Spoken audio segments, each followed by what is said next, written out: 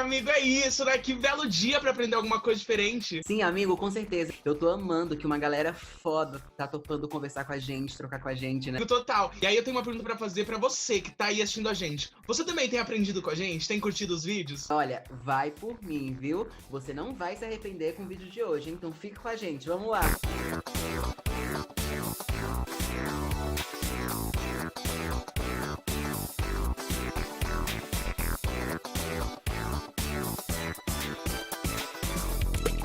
Como a gente veio parar aqui?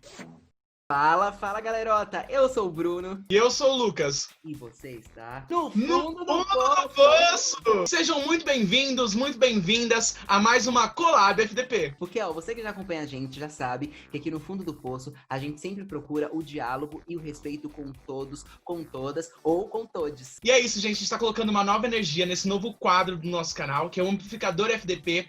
Porque a gente tá amando falar sobre esses assuntos e a gente acha que é muito necessário falar sobre tudo isso. Então, mais um pra vocês. E falando nisso, olha quem tá chegando hoje. Olha ele entrando aí, gente. Oi, Victor, tudo bom? Sejam bem-vindos ao Fundo do Poço. É uma honra te ter aqui. Eu acompanho o seu conteúdo. Eu e o Lucas, nós somos fãs do seu trabalho, do que você desempenha, não só nas mídias sociais, mas o que reverbera para nossa sociedade de hoje em dia. Então, estamos muito felizes. Muito obrigado por você estar aqui com a gente hoje nesse papo FDP, tá bom? Tá bom, muito obrigado. Eu que agradeço o convite. Estou muito feliz de estar aqui. Espero que a gente consiga ter um papo legal e muita informação. Tá? E para você que ainda não conhece o trabalho do Vi, ele é o Victor Di Marco, ele é ator, ele é filmmaker. Na minha opinião, ele é uma das maiores e melhores vozes atualmente dessa questão da luta contra o capacitismo. E hoje o nosso papo, como vocês já viram de outras collabs, são coisas que já passaram da hora de serem ditas. Recebam ele com muito, muito, muito carinho. A nossa primeira pergunta para você, eu gostaria que você falasse um pouquinho ainda para quem não sabe o que é sobre o capacitismo. E aí depois disso, se você já quiser ligar, falar de uma forma um pouquinho mais pessoal, como você enxerga hoje essa questão da acessibilidade para pessoas com deficiência no nosso país. Eu acho muito importante a gente falar porque existe uma questão muito profunda, né? Que infelizmente as pessoas ainda não têm muito conhecimento sobre o que é, né, o capacitismo. O capacitismo, ele é um modelo social, ele é uma estrutura de preconceito que engloba, né, todos os preconceitos tidos com pessoas com deficiência. Né? Da mesma forma que a gente vive numa estrutura que é extremamente machista, racista, LGBT, fóbica, a gente vive numa estrutura extremamente capacitista. Então, em resumo, o capacitismo, ele é, né, esse véu que nos encobre, que faz com que a vida das pessoas com deficiência tenham muitas barreiras que a vida de pessoas sem deficiência não possui. Então, o capacitismo, ele é o preconceito contra pessoas com deficiência. Eu já entrando no assunto de acessibilidade, né, que também está extremamente ligado ao capacitismo, né, porque a falta de acessibilidade é uma das ferramentas do capacitismo. É muito difícil, assim, falar sobre como é que é a acessibilidade no Brasil, porque falar de acessibilidade é falar de muitos corpos, né? A grande questão de pessoas com deficiência, em comparação a outros movimentos, é que aqui a gente não tem uma única demanda, uma única voz. Possui muitas demandas. Existem muitas deficiências, existem muitos recortes, existem pessoas com deficiência, mulheres, homens, pessoas não binárias, negros, negras, pessoas brancas, enfim. Então são muitas demandas para um movimento, né? Então a gente fala de acessibilidade, é a gente começar a pautar que cada pessoa com deficiência vai ter uma demanda diferente. Isso hoje no Brasil, infelizmente, ainda a gente não chegou, né, nesse nível, porque a gente ainda não tem uma sociedade que é inclusiva. Então é bem difícil assim, a gente falar sobre acessibilidade. Sempre que me perguntam sobre isso, eu sempre questiono, né? Bom, quantas pessoas com deficiência tu vê quando tu sai na rua? São muito poucas, né? Justamente porque a primeira barreira, né, pra gente é o nosso espaço público. A gente não tem uma sociedade pronta a gente não tem calçadas prontas, a gente não tem ônibus prontos. Então, quando a gente começa a limitar o acesso, né, de pessoas com deficiência a participarem da esfera pública da sociedade, né, aí a gente tem o capacitismo. Porque se a gente não consegue nem acessar esses lugares, quem dirá viver né, e sentir outras coisas. Acho que é isso, sim. Então, Não, então a gente maravilhoso. pode dizer, Vi, que o capacitismo ele também é essa privação dos direitos que, por Constituição, por lei, todos nós temos direito e que, infelizmente, pessoas com deficiências elas são privadas desse direito, como você falou, do ir e vir, direito fundamental e básico, né? Exato, exato. Essa questão de lei também é muito bizarro, assim, né? Porque se a gente for analisar, ainda mais agora que a gente está vivendo, aliás, o mês que é pra gente pensar sobre pessoas com deficiência, que é o Setembro Verde, né? E a gente faz uma retomada histórica e vê a questão, tipo, de leis, né, para pessoas com deficiência, a gente já tem, tipo, direitos garantidos. Só que isso não se vê ainda na prática, né? E justamente porque ainda há um imaginário social de que inclusão e de que acessibilidade é um favor, sendo que inclusão e acessibilidade é um direito, né? São coisas que as pessoas não entendem muito. Total. E nesse momento que a gente está vivendo agora, que a gente não pode negar, que a gente está vivendo numa pandemia, que foi obrigado todo mundo a parar, como você vê o olhar para isso, a luta contra o capacitismo? Você acha que as pessoas agora têm um olhar mais empático? Sim ou não? As pessoas estão discutindo mais sobre isso depois da pandemia ou não? Sempre que eu falo de pandemia, eu gosto também de pontuar que, assim, inclusive acho que isso é uma própria ferramenta de tentar fazer as pessoas pensarem mais. Tem muitas pessoas com deficiência que são isoladas socialmente, mesmo sem a pandemia, né? Seja por não ter um espaço público acessível ou por outros fatores. Então, isso é a primeira questão que sempre vale a gente pontuar. E segundo, assim, eu sou uma pessoa que eu não sou muito otimista. Eu tendo, assim, eu me esforço para acreditar que sim, tipo, sabe, que as pessoas estão mudando, assim, sei lá, imagina, eu comecei a produzir conteúdo pro Instagram, sei lá, em junho, sabe, e, tipo, de junho até agora eu tive, assim, um crescimento muito bacana, então, tipo, isso expressa que sim, tem pessoas interessadas em discutir sobre isso, sabe, então isso é um ponto bom. Eu não sei se eu sou tão otimista que isso é uma coisa geral, sabe? Eu acho que existem nichos que estão querendo discutir sobre isso e existem nichos que nunca vão querer discutir sobre isso. E, Vi, agora puxando um pouquinho a sardinha pro nosso lado, que é essa questão do meio artístico, eu queria que se você pudesse, claro, explicasse para as pessoas o que significa, o que é o termo creep face, e aí, se você acha que por causa da pandemia e por causa de tudo que estamos vivendo, que o Lucas te perguntou, se você vê algum impacto ou não nesse meio audiovisual, televisivo, teatral, nesse meio artístico. Os impactos são, tipo, reais, né? Assim, tipo, acho que, primeiro, antes a gente estar numa pandemia, por um governo que criou uma guerra a tudo que é diferente do que ele acha que é certo, né? Nisso entrou também, então, a questão, tipo, de cultura do audiovisual, né? O governo que a gente tá, ele tá, tipo assim, boicotando, ele tá, tipo, acabando com o cinema, tipo, nacional. Então, isso já é um ponto muito forte. E aí, quando a gente fala de pessoas com deficiência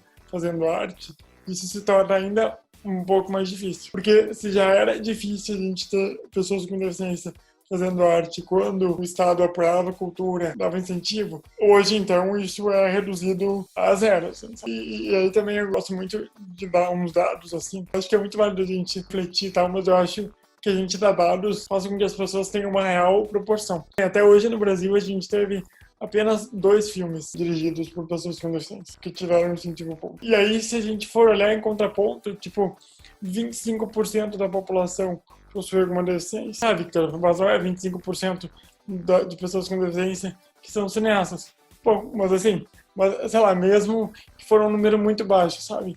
Tipo, assim, a gente ter 2 filmes na história do Brasil só, é um número muito baixo. Então, o quanto é que a arte também é capacitista, porque, enfim, a gente vive numa estrutura capacitista, seja qual for a área, vai ser capacitista também, porque as pessoas são capacitistas. As pessoas imaginam, nossa, a estrutura é capacitista, mas a estrutura é feita por pessoas, então pessoas são capacitistas. E aí, falando, então, sobre o que tu perguntou também, que é o termo creep face, eu sou ator, né, eu sou ator e cineasta, e aí eu comecei a estudar, tipo, um pouco sobre a questão, enfim, o porquê que eu encontrava tanta dificuldade de me inserir no mercado da arte. E aí eu vi, então, eu conheci, né, esse termo, que é um termo, né, de fora, não é um termo brasileiro, mas que está começando a ser utilizado aqui no Brasil.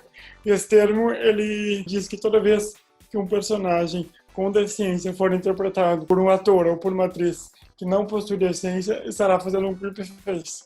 Né? As pessoas costumam comparar isso com o blackface. Então, o blackface, basicamente, quando tipo, né, as pessoas querem falar sobre as nossas vivências e não querem nos chamar.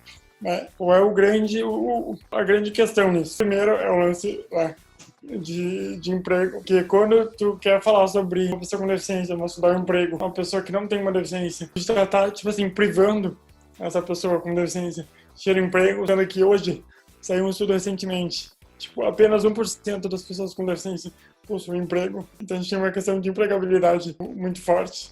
E tem a segunda questão, que é da representatividade, né? Bom, se a gente quer falar sobre o que é ser uma pessoa com deficiência, se a gente quer levar isso para uma discussão, por que a gente não está chamando pessoas com deficiência para poderem? Então, por isso que eu fiz o vídeo, né, em questão, e eu resolvi pontuar, porque eu acho que existe, sim, a questão da representatividade, mas para mim a questão da empregabilidade é muito mais latente. Então é isso, a gente já está terminando o nosso papo.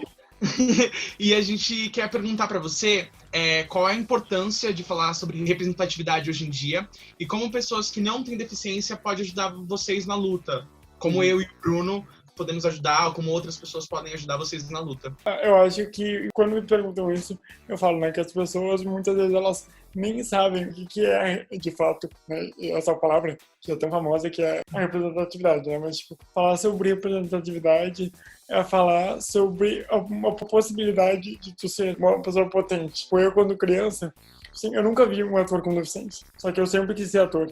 Assim, e a minha família, assim, claro, e no automático elas já diziam, não, tu não vai poder ser, tipo, já viu algum ator que tem uma deficiência na TV? Então falar de representatividade é falar sobre uma pessoa se enxergar e se ver como potência, porque os seres humanos vê a possibilidade através do outro, a gente não vê a possibilidade através de sei lá o quê, a gente vê através do outro. Se eu, por exemplo, quando fosse criança, que fui criado vendo, tipo, novela da Globo, vi a novela, e se eu tivesse visto um ator com deficiência, eu iria me ver como possibilidade, só que eu nunca me vi como possibilidade.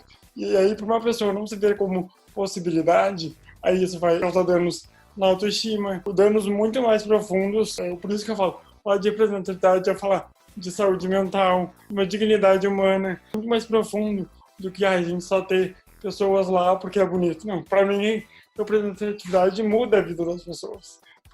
Teria mudado a minha, por exemplo. Então, eu acho que é isso, assim.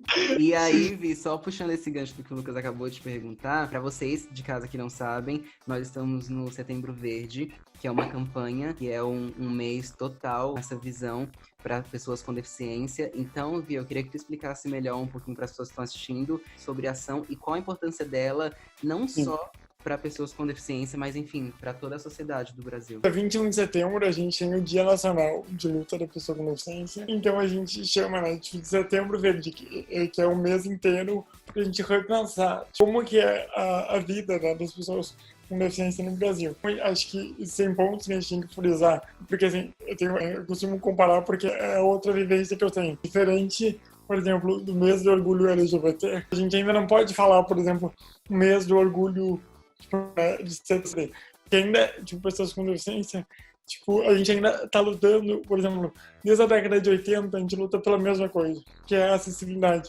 Tipo assim, a gente não avançou em lutas, entende? Ao passo que a gente avançou, tipo, em discussões, tipo, sociais, a gente não avançou em questões práticas. Então, por isso que, assim, o Setembro Verde é um mês de, tipo, conscientização. O Setembro Verde é um mês que é bem isso, tipo assim, é muito mais, na minha opinião, né, para as pessoas pensarem, o que eu, enquanto uma pessoa sem deficiência, estou fazendo para ajudar na luta contra o capacitismo, sabe? E aí eu acho que existem muitas coisas, acho que, tipo, assim, o que vocês estão fazendo já é algo, sabe? Eu acho que ceder espaços, acho que o principal é isso. As pessoas com deficiência não conseguem chegar em espaços públicos, nem em espaços físicos, e muito menos em espaços, né, do nosso imaginário social.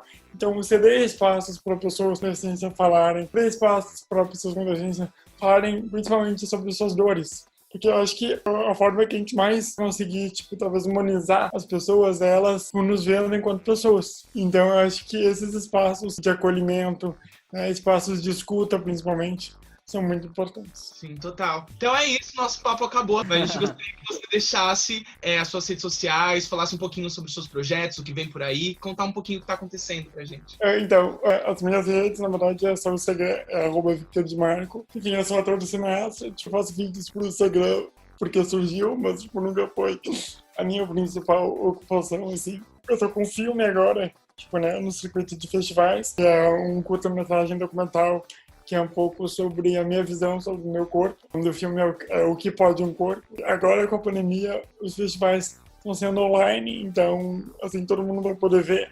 Eu já estive num festival que foi de São Paulo, algumas pessoas já viram, agora esse mês eu vou estar no Festival de Gramado. Mas, enfim, tipo, ali no meu Instagram, eu vou mantendo informado quais festivais eu tô e como que faço pra ver o filme, porque isso também é, né, apoiar artistas com deficiência, também é ajudar a combater o capacitismo. Então é isso, muito obrigado pelo convite. Espero que tenha sido proveitoso essa conversa. Nossa, foi demais, foi incrível. Nós que agradecemos. Eu sei que eu já falei isso no início, mas é porque eu sempre falei de você no privado com o Lucas e pra mim a forma como você comunica chega muito e é muito empática e é o que a gente quer aqui no nosso canal, que é abrir esse diálogo com todas, com todos, com todos de forma mais respeitosa. Então obrigado você por ter separado esse tempinho pra ter esse papo aqui com a gente. E não se esqueçam, gente, seguir e consumir muito conteúdo dele, enaltecer esse ator maravilhoso que é o Victor. Então é isso, obrigado você por estar aqui com a gente hoje. Obrigado, gente. E se você gostou muito desse vídeo, então curte muito, compartilha pra todo mundo que você puder, deixa a notificação aqui ligada, se inscreve no canal e até a próxima semana, gente. Muito obrigado! Beijos, tchau, tchau!